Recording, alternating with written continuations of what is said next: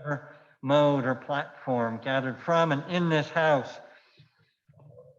gathered as we have done each week for generations, gathered on this land first made sacred by the Massachusetts and Wampanoag and other tribal nations. We name and honor them.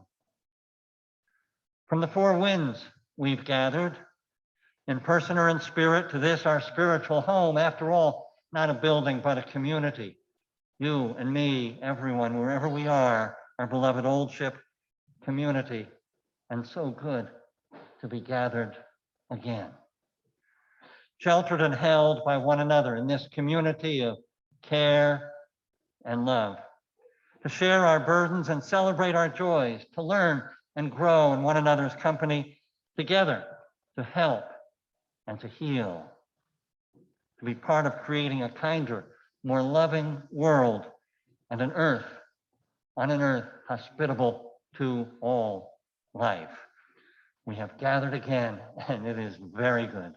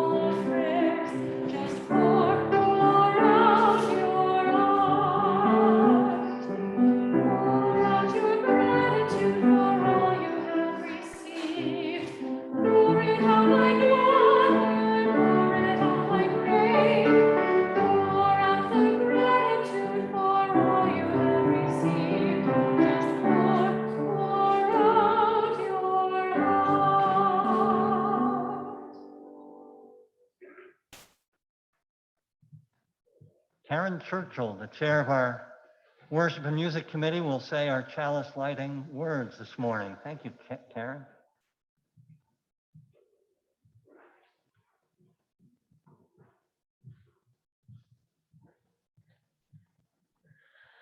Chalice lighting this morning is called Homecoming.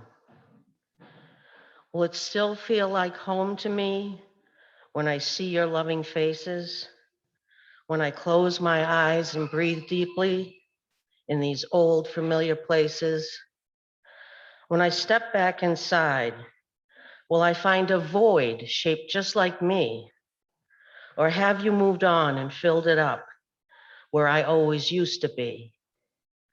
Will it smell and sound the same now that it's much more yours than mine? Will I become your honored guest for a day? Or just come home like I used to once upon a time?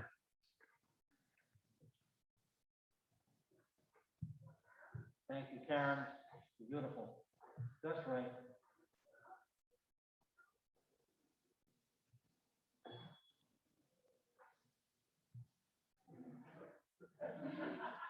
This is awkward. The things you don't think of. We are not going to sing a hymn. Singing, as you probably all know, is one of the least safe things one can do in a group. But we are going to listen to Christopher and Heather from a safe distance with their masks. And perhaps in our minds, in our heads, hear this familiar hymn, Come Sing a Song with Me.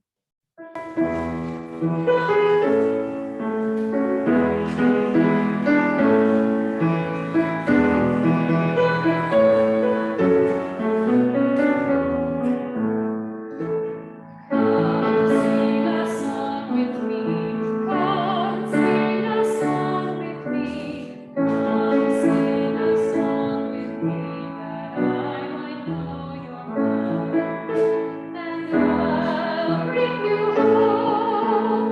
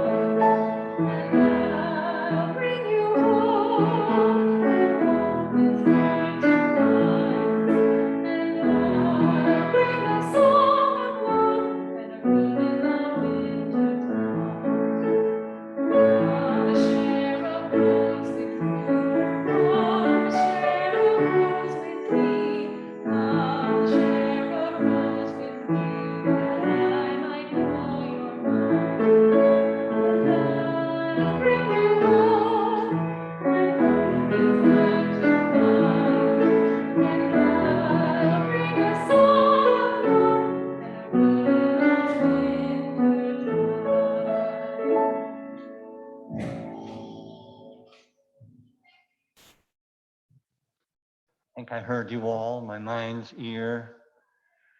We do have a responsive reading with a simple repeated response, which we can share quietly. We share each year at this time in our homecoming service. Your response is, we give thanks together for this gathering, this homecoming here and now, these people, this place, this day, this blue-green earth. For this, we give thanks together. For this ancient old ship house of meeting and worship, filled with history and memory, filled with beauty and peace. For this, we give thanks together. For all the women and men and children who breathe life into our First Parish community here and now, for all who continue to make Old Ship a community of love and service. For this, we give thanks together. For the wider community of Unitarian Universalism, of which we are a part, a community of seekers, a community of love and truth, a community working for peace and justice. For this, we give thanks together. And for the abundance of life on this dear earth, for love overflowing, for all of this, we give thanks together. Thank you. Well, welcome, old timers, newcomers, however many times you've entered this house. Welcome, and welcome to those of you on Zoom. I see you, even though everybody here doesn't, unless somebody brought their laptop and zoomed in. Could happen. Good to see everybody near or far. And if you are new, we look forward to getting to know you and invite you to get to know us, chatting after the service or exploring our website, oldshipchurch.org. Welcome. After the service, all who are here in the meeting house are welcome to gather just outside for our fellowship hour. No refreshments of the usual sort, but plenty of refreshing conversation. There are chairs set out and plenty of space to greet one another following the service. I'll be there too with, I don't encourage hugs or handshakes, but a bow with namaste is a pretty nice way to say hello. So this is our first multi-platform or hybrid service. We have new equipment, new cameras, and now you all get to see Colin sort of there, who's been doing this all year long for us, doing the Zoom, and we have this new equipment. It may not all go smoothly. Particularly, I'm speaking to you people there on Zoom. Please be patient. In any case, we are here. Here end the announcements. So a time for all ages. I've got a story, a true story to share. It's from this year's Summer Olympics. We were away for some of the time. I didn't get to watch much except on replays, but I did hear about this and then see some photographs. There were some extraordinary stories coming out of the Olympics. The Olympics, some people thought should not have been held, but the level of competition, the beauty of whether a gymnast or a runner or whomever, swimmer, is always something to behold. Well, my story has to do with the 800-meter men's running event, the semifinals. Some of you may have read about this or even seen it. One of the favorites in the event, the American Isaiah Jewett, got his legs accidentally tangled up with another runner or two. They were rounding the final turn of the 880 semifinal, striving, both of them, all of them, to do well enough to qualify for the finals and perhaps get a medal in the Olympics. Their legs were tangled, they fell. Isaiah and a runner named Nigel, I'm not sure how you say his name, Amos of Botswana, Africa. They fell. They both went down. The other runners leapt over them or ran around them. Their chances were done. They were done. After all the months, years really of preparation, they were done. No more chances. Then Isaiah Jewett, the American, looked over at Nigel Amos. And here's what he said, looking back at it. He said, I could feel myself start to get down. But for some reason, I looked over at the other competitor and I saw the defeat on his face. and the hero I wanted to be came out. So I said, let's get up and finish the race. And the other guys had probably already finished. He said, let's get up and finish the race. Jewett extended his hand. Picture this in your mind. Extended his hand to the runner from Botswana. They both got up, and there's a wonderful picture of them, arms on their shoulders, jogging to the finish line. Looking back at that moment, Jewett also said this. He said, when I saw him and the way he looked so down, it hurt me. I didn't want to hurt, and I didn't want him to hurt. I wanted to do something that was good, he said. I wanted to do what was right. And he went on, if you're giving everything you have, you don't have anything to regret. He said, it might turn out differently than expected, but that's life. How about that? After all those months of preparation, years. And then he said this, I'm still not sure exactly what it means, but I love the line. He said, at the end of the day, heroes fall all the time, but legends always get up. You can think about that for a long time. Here ends the story, but not the inspiration that we might receive from it. And I'll say a little more about it later on. It's time for our candles of joy, sorrow, and concern. It sounds like one of my grandsons has a joy or a sorrow back there. The candle will be for him too. Several of you sent in advance some material for candles, and I will read what you've written. Pat Bianco says, will you please light a candle for my brother, Joe Stevens, Pat's brother, who died of Alzheimer's during the epidemic early this summer. A lifelong pharmacist, baritone, and commander of the flotilla on the Ohio River. Joe was known for his reserve and good judgment. He was my forever brother. Pat, we send you our sympathy. I'm not sure where you ended up, maybe as usual over here. We send you our deep sympathy, Pat. Yeah. Jeff Lee and Deb Squires Lee, they sent Candle of Joy, their 29th anniversary. There's Deb. What'd you do with Jeff? Congratulations. And this is today, your anniversary. Congratulations. Enjoy it. It's a beautiful day. Louise Smith asked for a candle of thanks for all those who kept us together all last year through these Zoom services. And I'm looking back at you with the eyes behind my head, Colin and Christopher and many others and our remote soloists. A candle of thanks from Louise. And Patience Gardner asked for 2 candles. Patience is here too, I think. First, joy that we are all together again on this homecoming service, multi-platform, but all together. And the second, she lets the cat out of the bag. Today is also Ken's birthday, she says. Happy birthday, Ken. Thank you, Patience. I'm going to light those first 2 candles, and if anyone else has a joy or sorrow or concern, if you're on Zoom, please put it into chat. And if you'd like to say something here in the meeting house, please rise and I'll hear you as best I can. Thank you.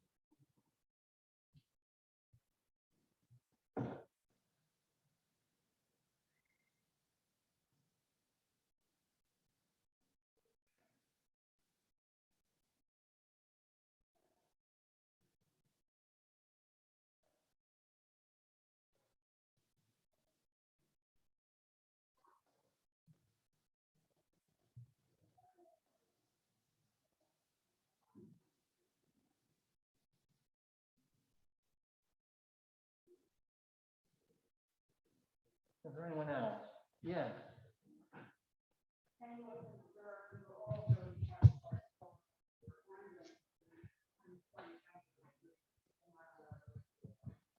Candle of concern for all those still, of course, still touched by sorrow and grief as we remembered 9/11 yesterday and for days to come.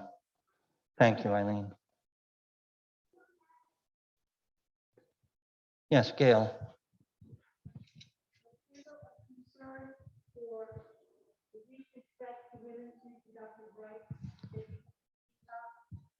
And this is a way of a kind of an announcement, if you're unaware, there is going to be a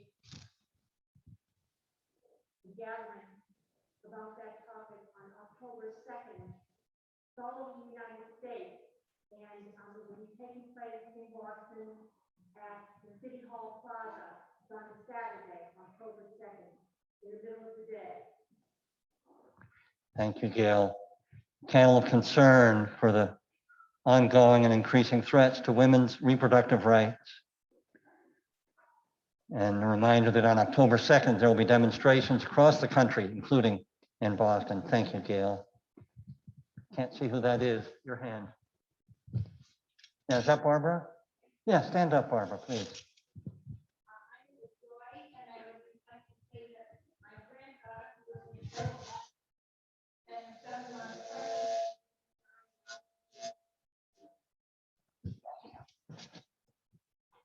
One of these candles is a joy.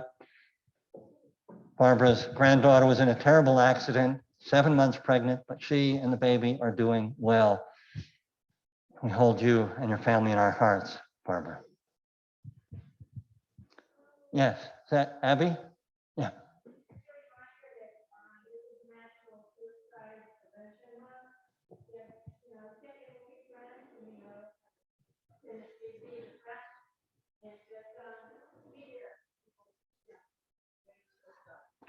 Thank you, Abby. A reminder on during National Suicide Month, keep an eye on each other, particularly on any friends that you know who suffer from depression. Thank you. Stan.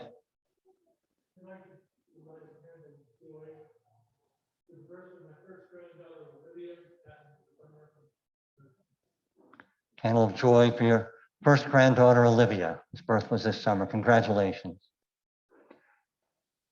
Can't see who it is. Clayton, good.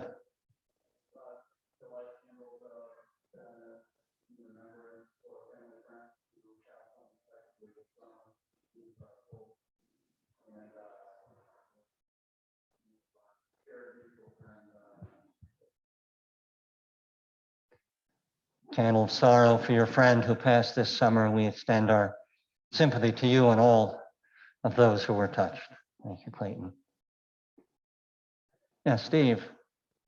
Well, mindful that not everyone is able to be back in school, so candle of great joy for all the teachers and all the students who can get that wonderful change and energy, which is so essential to learning at A candle of joy from a teacher with the joy of being together in classrooms again. Thank you. Pat.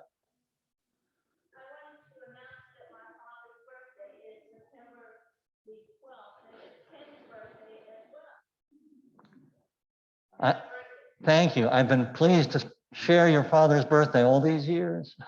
Thank you. So candle of remembrance for Pat's father, sharing a birthday with your minister. These candles, oh, I see a couple more hands. Way in the back, is that Ruben?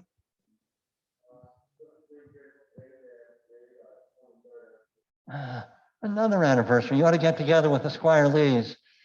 Congratulations on your 23rd anniversary, Ruben and Corey and Judy.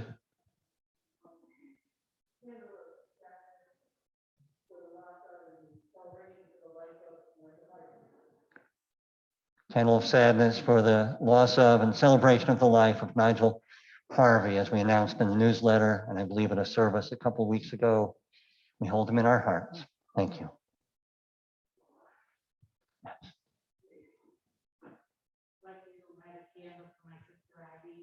Who died during the pandemic. Not old, but he was a kind, loving person.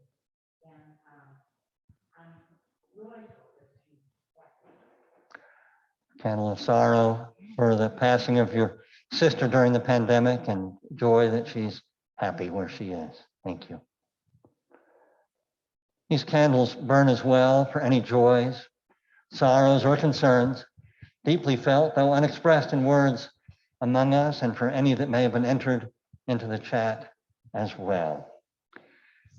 May we share a time of meditation, prayer, and silence. Now we'll just be quiet for a moment. Quiet, which may not mean precisely silent.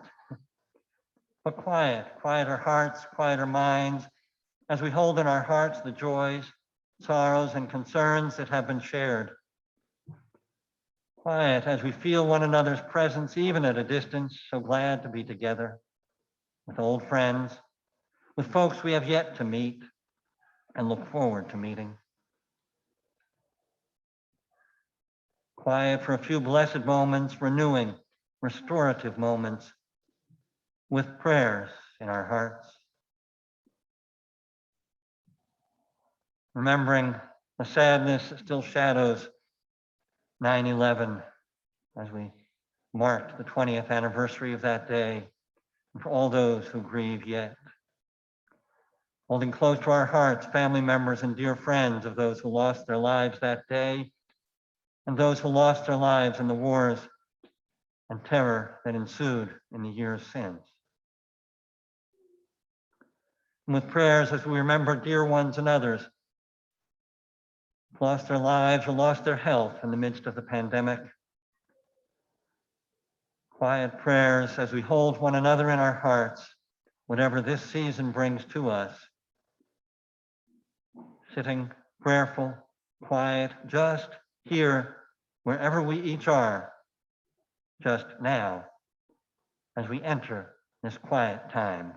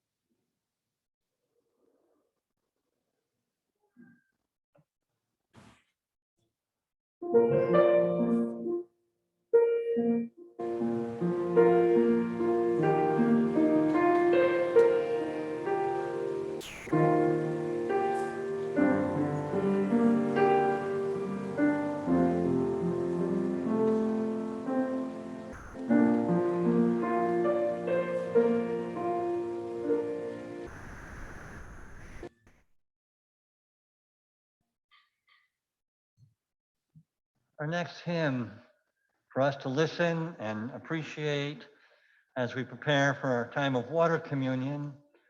There's a river flowing in my soul.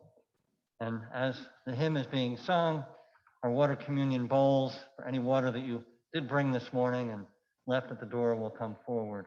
There's a river flowing in my soul.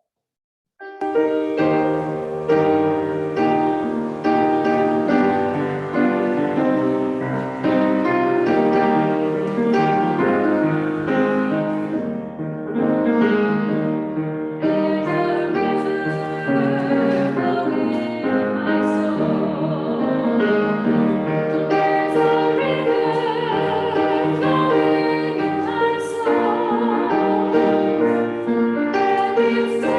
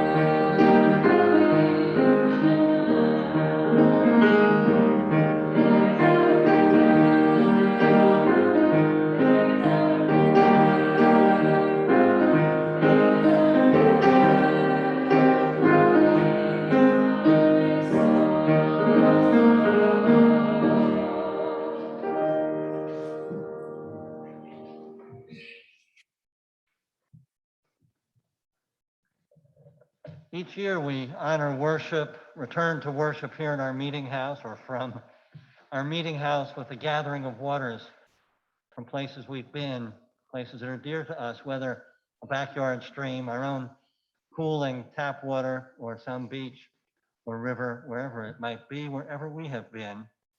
Many of you have today poured your samples of water from your some favorite place here, as I just did. Others of you are thinking, oh gosh, I left it at home. Or oh gosh, if I'd remembered, I would have brought water from. So bring to mind some favorite place of water, whether ocean or lake or stream. And as I pour this additional water, and as folks who are on Zoom perhaps enter and chat where they would have brought water from, think of your place as represented by this water, representing our regathering in community.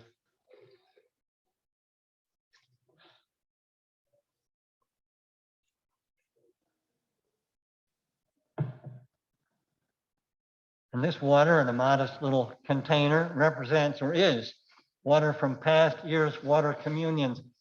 So we're connected to one another here and now, this summer, this season, and also to those who've shared regathering water for the last 30-something years. We are connected over time as well as over space.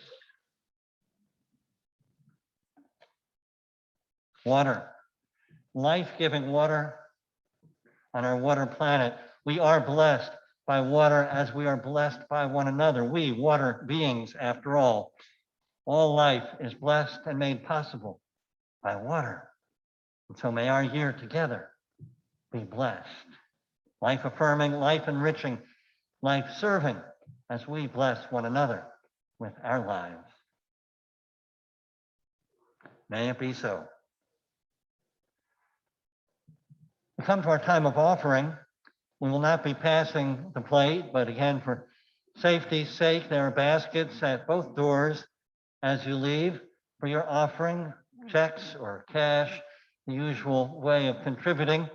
You can also, if you're on Zoom or at any time, any one of us can contribute online through the donate link on our Old Ship Church website. The weekly plate offering is a not insignificant part of our annual ways in which we support all the ministries of our parish. And so with whatever generosity is possible for each of us, we invite now, later, whenever, our offering. And now, as we listen to our music, the water is wide.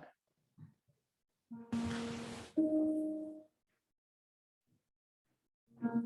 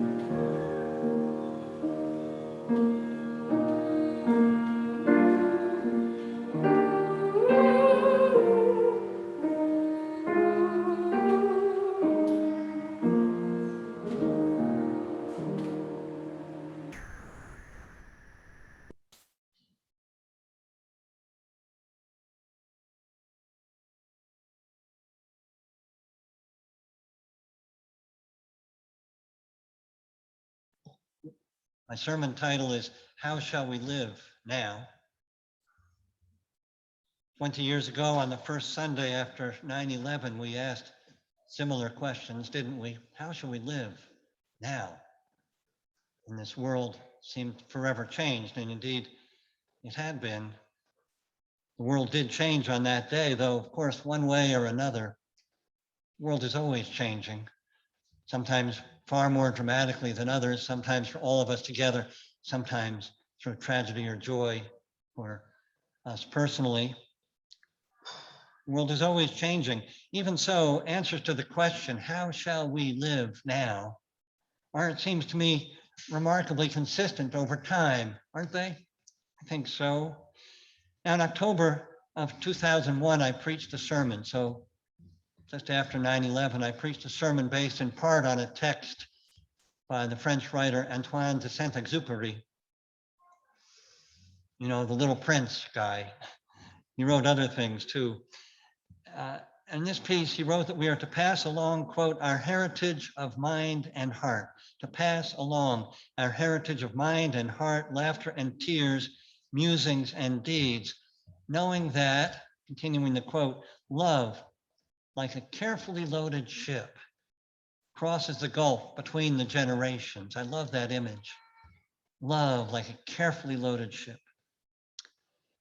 If anything, isn't it more important than ever to pass along our heritage of values and of love in whatever ways we can? In these days of so many shared challenges, it would take a long time to name them all, from climate change, racism, polarization, and hate that too often pass for national and global dialogue, and of course, the COVID pandemic. More important than ever to pass along the heritage of mind and heart. If I don't know about you, I have not been taking a lot of joy in reading or watching the news these days. I watch less than I used to. Enough to be a good citizen, I like to think. That's the way I put it.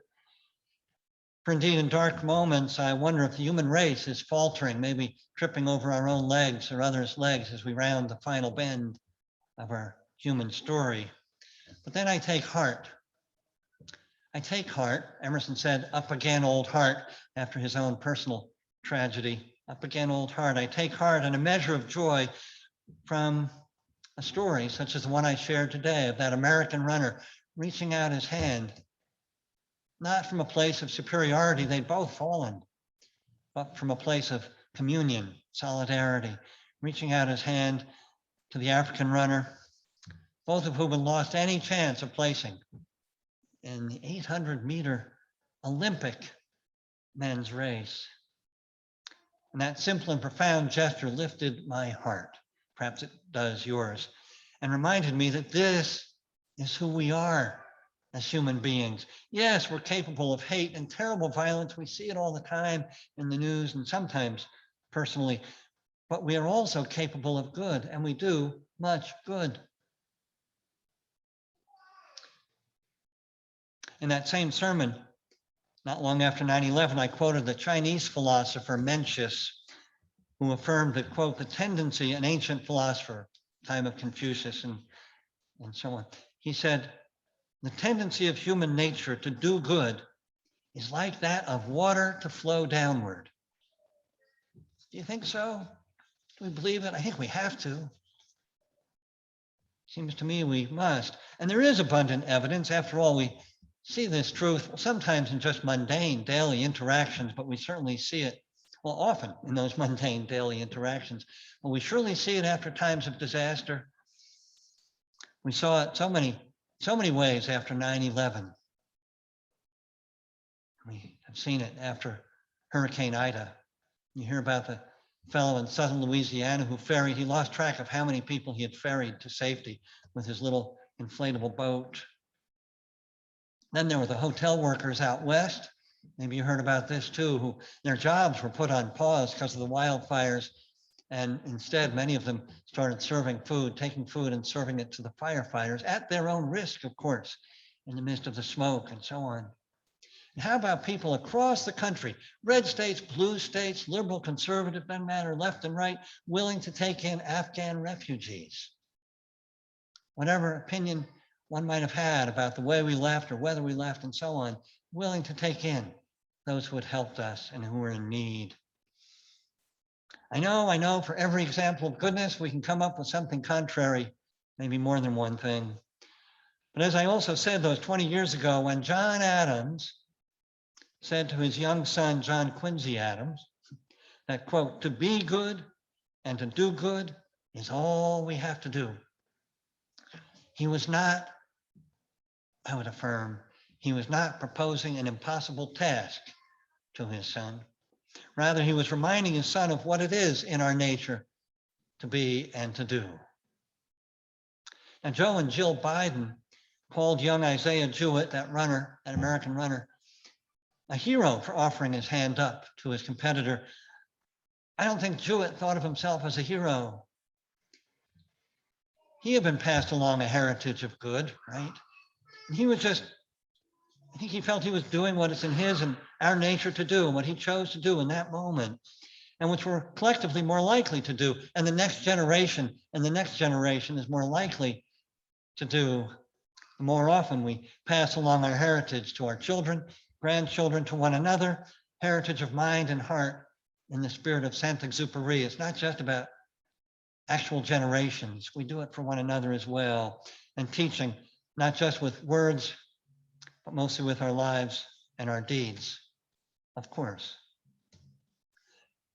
Now, as you know, we're in the midst of the High Holy Days on the Jewish calendar, the days of awe, as they're called, in between Rosh Hashanah, the New Year, and Yom Kippur, the Day of Atonement. During this time, this period of time, Jews are meant to reflect on how they've lived in the year past and how they choose to strive to live in the year to come. It's a worthy enterprise, needless to say. And the same question, really, that I've posed, how shall we live now, is asked each year in this profound way. Well, we could do no better. Don't have to be Jewish. So whether Jewish, Christian, Muslim, Buddhist, agnostic, humanist, atheist, we could do no better than to ask this question of ourselves, maybe every day, and not as a weight to carry around, another should, I should be this way or do this thing to burden us.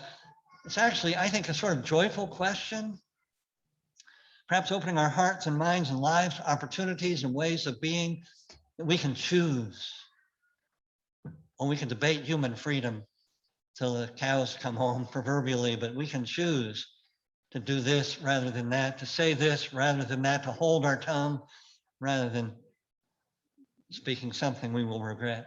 J.R.R. Tolkien put it simply when he wrote in The Fellowship of the Ring, I don't know, it might have been Gandalf's words. He said, all we have to decide is what to do with the time that is given us. That's all. Look, it seems to me giving up on the human race is not a happy and surely not a useful option. And after all, as you've heard me say from time to time, do we really know enough to be that pessimistic? We surely do know enough to be worried, very worried, and that's okay. It's normal, it's human. You know, when I worry about one of our children, one of our grandchildren who you've been hearing from this morning, when I worry about one of them, it's because I love them. You know that in your own lives when you're worrying about a dear one, because you love them. In the same way, our worry about the human race, about threatened species, from the monarch butterfly to right whales, about the health of the planet, about other human beings that we may not even know, all grounded in love, of course.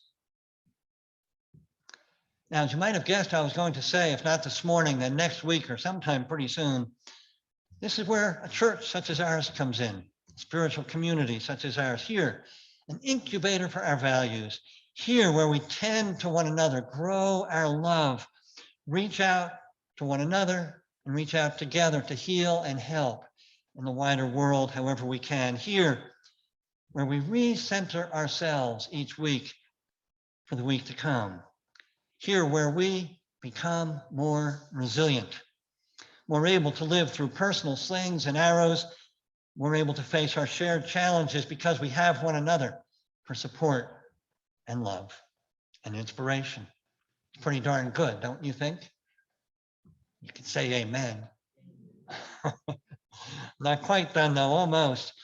Poet Denise Levertov writes in her poem, familiar to many of you, her poem Beginners, it's in our hymn book, some of it. She said, we have only begun to love the earth. We have only begun to imagine the fullness of life. How could we tire of hope?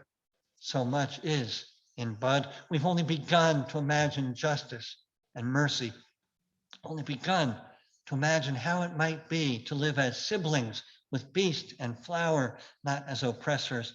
Surely our river cannot already be hastening into the sea of non-being. We have, she concludes, only begun to know the power that is in us if we would join our solitudes in the communion of struggle. So much is unfolding, it must complete its gesture. So much is in bud.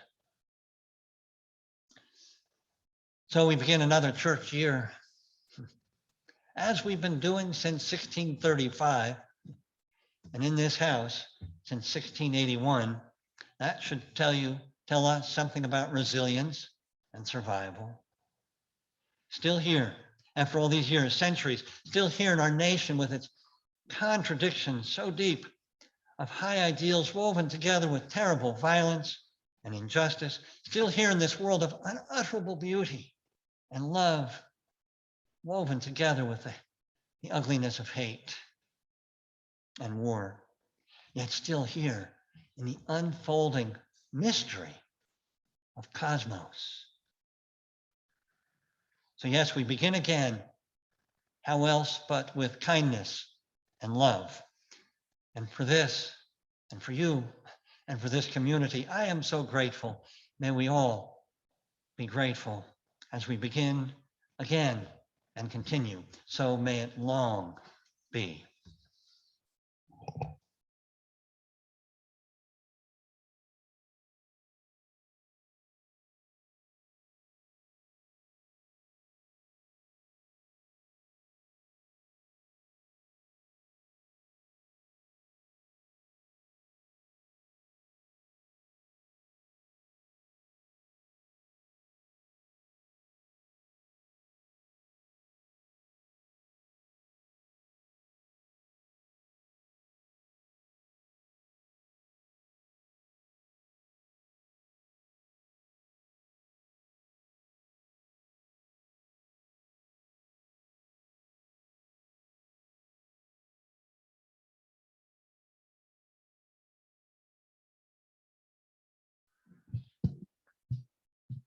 Flames extinguished, but not the love with which they were lit. The love amidst the warmth of community. We cannot extinguish these. And the flame of our chalice, the flaming chalice of our Unitarian Universalist faith, that flame extinguished, but not the flame that burns within each of us and in our communities, a flame of love and care, justice and peace that we carry with us wherever we go, to share and to help. There's more love somewhere. There's a lot of love right here. Let's listen to him sing silently in our hearts. There's more love somewhere. There